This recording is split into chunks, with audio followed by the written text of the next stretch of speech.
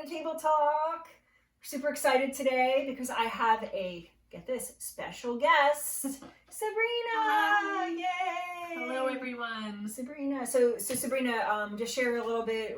What's your role here at Table Life? What are you involved in? So I help facilitate the recovery group that we have here on Sunday evenings. We meet from 6 to 8. It's called At the Crust Recovery. And so it's for anyone who has been affected by addiction or has been infected by addiction. So we help both sides of the fence, so to speak.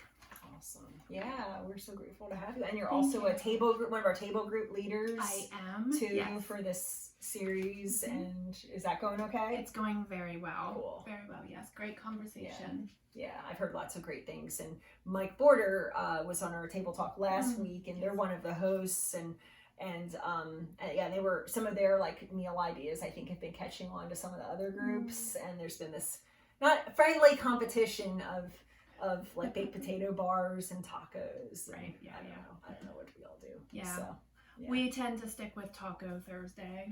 Taco Thursday. So different style of taco each week, but it's still around the taco cool. theme. I love it. Awesome. So so anyway, Table Talk. We talk about the message, and this is free form. So what you see is what you get. We don't rehearse this. We just have a conversation and just go a little bit deeper with the week's message. And we've been doing the Open Table series. And let's see, and kind of journeying through the Gospel of Luke and a bunch of the table stories of Jesus.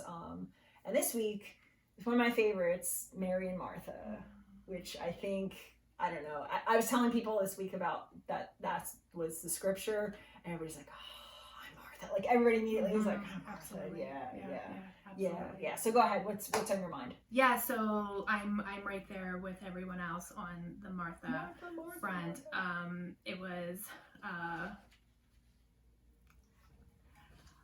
say maybe an interesting spin on what you initially would, like you had said, think that it was about Martha, but how it spun to Mary, and I would be that person who, if I'm hosting, I would be all about making everything was perfect, right? And the doing, and if we had a special guest coming, that I would miss all of it.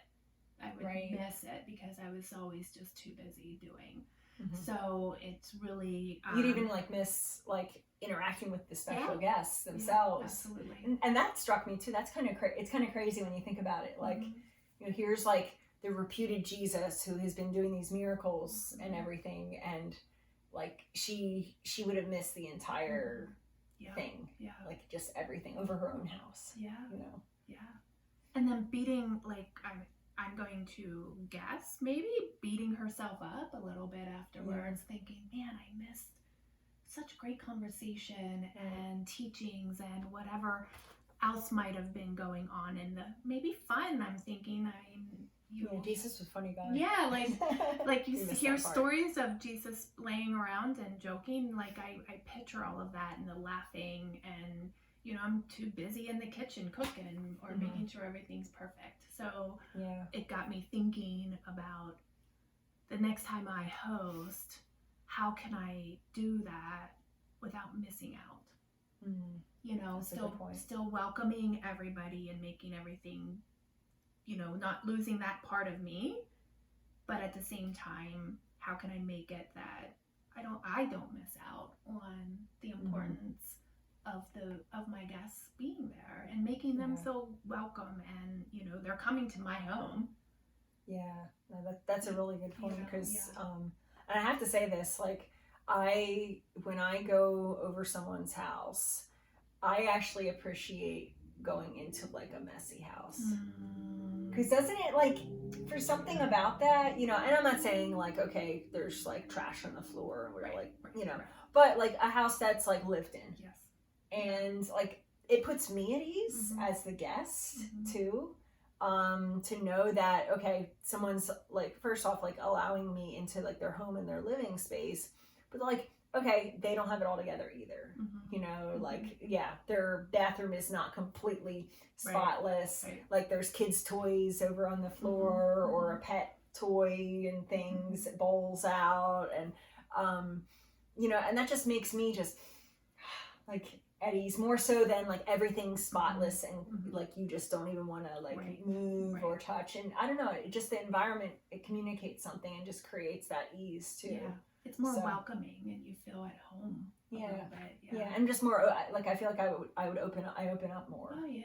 Too, when you're just like sitting on somebody's couch and you're able to just chat and you're just relaxed. So maybe that's also what Jesus was getting at too. Yeah. Well, come on over. I got plenty of dog hair to make it like scattered all over. Dog toys. Trust me, I You'll have the feel cat welcome. toys and things. Yeah, she's a doggy mommy. Yes. To a wonderful little pup. Well, not little. She's 110 pounds. She's a big, not quite so a big but, puppy, but so cute. Yeah, yeah. The other thing, and just moving right into the receiving part. Yeah. Wow, that hit. Yeah. That hit hard. It's hard. I am that person that sloughs off if someone. Yeah. Gives me something or gives me a compliment or thanks me for something, and no.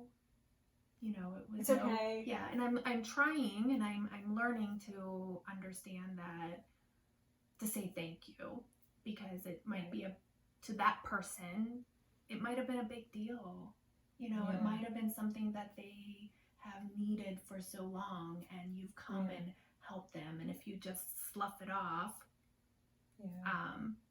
it might diminish it for them.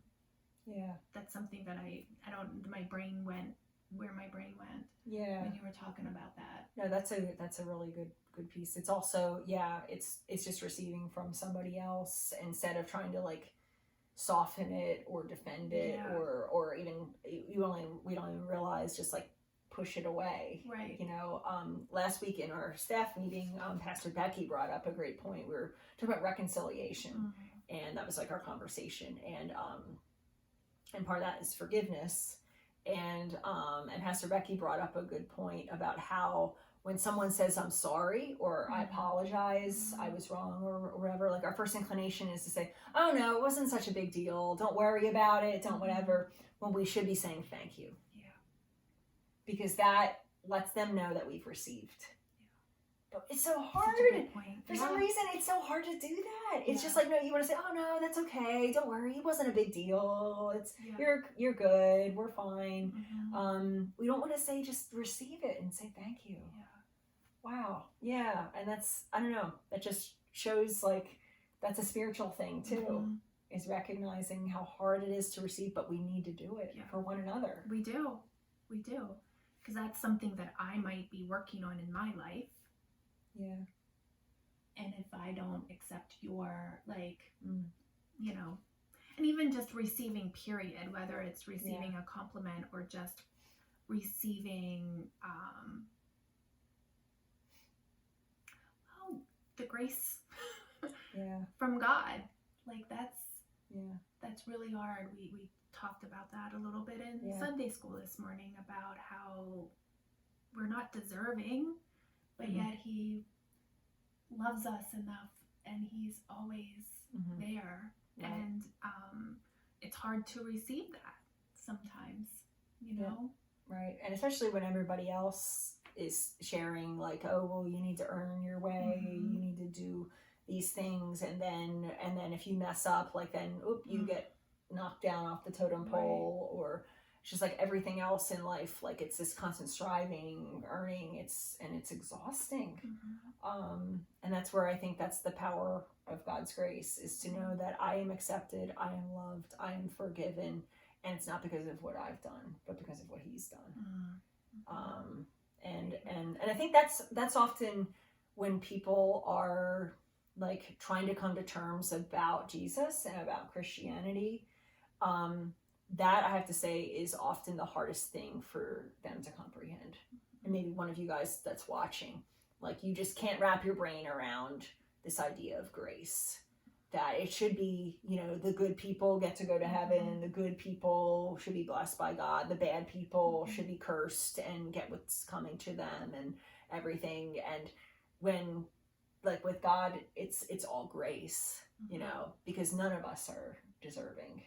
And it's a hard thing to just wrap your brain and your heart around. Yeah, I think I'm still wrapping my brain around, you know, like you think about where you were, where you are in your life, and I'm not deserving of this. I'm not deserving of God's love. But I am. Like, get to say that out loud, like, but I am. Yeah. He loves me where I am. It's such a beautiful thing. Yep. Yeah. And even when you mess up, it's like, you know, it's not like he's left the building. No, right there. It's all part of it. Arms open wide, ready to receive you. Yep. Yeah. And I think that's what he was trying to get across to Martha. Yeah. It's like, here I am in your presence. You're in my presence. Like, just receive it, Martha. Yeah. Just receive it and don't miss it. Yeah. You know, because I'm here. I'm fully present, but are you? Yeah. Yeah. And that's something, you know, going back to what you were saying about the traditions of the time, and they had a way of doing things when they welcomed guests into their homes, and something that Jesus was trying to teach was those have a place, but you also have to need to know when to put them in place and when not to. And so that's a great lesson for us in knowing when we need to follow the checklist and make sure, and when we can just relax and enjoy and be present. Yep. Yeah. And I think it's a both and. Yeah. Like, we need both of them, but it's like just the time and the place for each one. Yeah. But how that, you know, that receiving though then also impacts everything else that we do, you know, because you don't enjoy, you can't be fully present, you know, if you're not taking that piece first. And it can be a lonely place to be when you just when you're so busy and so involved with everybody else and everything else. Like, you know, people use the words, I'm drained, I'm exhausted, and you know, that something's missing. And I think that's like a call in our spirit. That's that check engine light that goes off that says there's something not right here, and we know it, but often don't know what it is or how to put the pause button. Right. I think the pause button, like, I love that check engine light and the pause button, like, we just plow right through. And then we get to the end, and finally, like, that check engine was serious. Like, something serious is wrong, and now like your car's shut down, you need a new engine or something, like because we've plowed through it and ignored it. That's the same with our fuel tank, like our engine. We need to fill it up, we need to receive. Powerful thing. So as we wrap up, what was your take home? Like, what did you, if there was, like, say, what's one thing that you would want to say to those that are watching, like this was it for you from the scripture, from the message, maybe it had nothing to do with what I preached about? I don't know.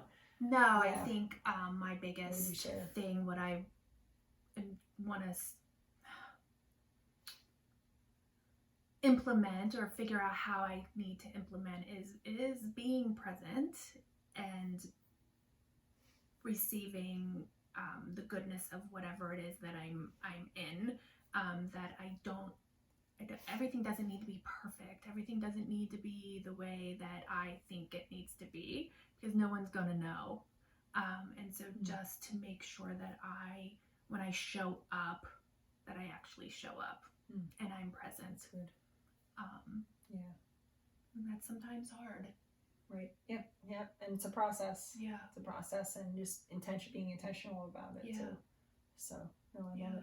How about you? Yeah. I think that's, for me, is just that, like, being like fully present in the moment, because it's so often it's looking to the next thing and the next thing, or what's coming up tomorrow or next week, or I got to motor through this, or I really don't want to do that. But instead, just like literally feeling the the air enter your lungs and wiggle your toes and just say, I am fully present in this moment. Or if it's, I had a chance to visit 2 of the table groups last week. And yeah, just being present in that conversation and the group of people in the food, smelling that, like viewing all of that, like this is a gift. And I just find like when I do that, I slow down. I think I feel like I hear more from God. Because all the little chatter inside my brain is not like go tomorrow, this, whatever. It's like that sensitivity, like you hear that still small voice more. So for me, that's just saying, okay, this moment where I am, what I'm doing, I'm here, and God, you're here. It's good. Simple, but it does it. Yeah. Sometimes it doesn't need to be extravagant. Simple is often perfect. better. Yes, absolutely. Cool. Well, thank you, Sabrina. Thank you for This was fun. having me. This was awesome. Always good to chat. And so we're having special guests. Super exciting each week with our table talk. Next week, make sure you join us on Sunday. The next message in the series is going to be about conflict. Oh, fun. And we're going to do a conflict around the table because that happened to Jesus. So we're going to unpack that and kind of see where that goes. So invite a friend, share this, and we'll see you Sunday. Yes. Okay, thanks. Bye. Thank you. Bye.